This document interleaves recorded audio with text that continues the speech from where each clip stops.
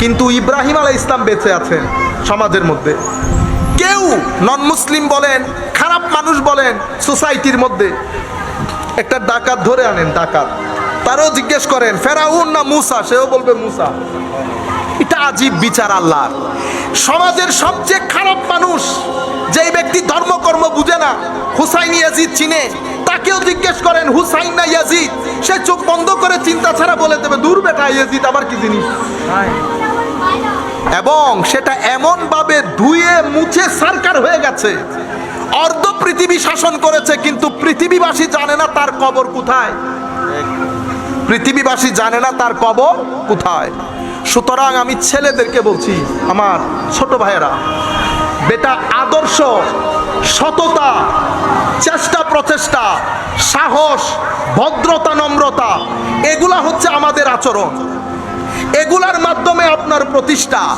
মনে রাখবেন, যেই রাস্তা দিয়ে আমরা হাঁটছি, রাস্তা পাকা হয়ে যাবে যেভাবে ইউরোপে পাকা হয়েছে। লাইট থাকবে, আগে এয়ার কন্ডিশন ছিল না, এয়ার কন্ডিশন হয়ে যাবে। গাড়ি নাই, গাড়িও হয়ে যাবে। গাড়ি, বাড়ি, এয়ার কন্ডিশন সব কিছু আমার দরকার, কিন্তু বিশ্বাস করেন সব কিছু মিলে আপনার ভিতরকে শান্তি দিতে পারবে না। সেই কারণে বাংলাদেশে আত্মহত্যা অনেক বেড়ে যাচ্ছে, আপনারা জানেন কিনা জানি না। যদি আপনাদের দেখতে মন চায়, চট্টগ্রাম হসপিটালে পুরো সপ্তাহে মিলে 3-4 দিন যাবেন ইমার্জেন্সিতে, দেখবেন কি পরিমাণ মানুষ আত্মহত্যার দিকে ঝুঁকছে। কেন করছে? আপনার অতিমাত্রায় মোবাইল নির্ভরতা, আপনি অতিমাত্রায় আর্টিফিশিয়াল হয়ে যাচ্ছেন। আপনি যখন এই বিল্ডিং, এই গাড়ি বাড়ি, ভূ এগুলার ভিতরে থাকবেন, আপনার যে ফিতরত দিয়ে আল্লাহ আপনাকে তৈরি করেছেন, এটাকে বলে ফিতরাতুল্লাহ আল্লাতী ফাতারান নাস আলাইহা। এটাকে আমরা বলি primordial nature of human being, যেটা যেই অবস্থাতে আল্লাহ আপনাকে বানিয়েছেন।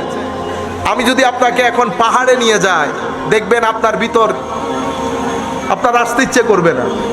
আপনি দেখবেন বেশি কথা বলতেছেন। কেন?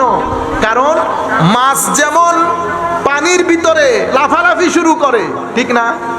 বাঘ চিনেন? বাঘ, সিংহ কি পরিমাণ শক্তিশালী দেখছেন, কিন্তু ক্রোকোডাইল আছে না, এটারে বাংলাতে কি বলবে, এটা কুমির পানি ছেড়ে যখন কুলে আসে, বাঘ একবার ডান পায়ে দেয়,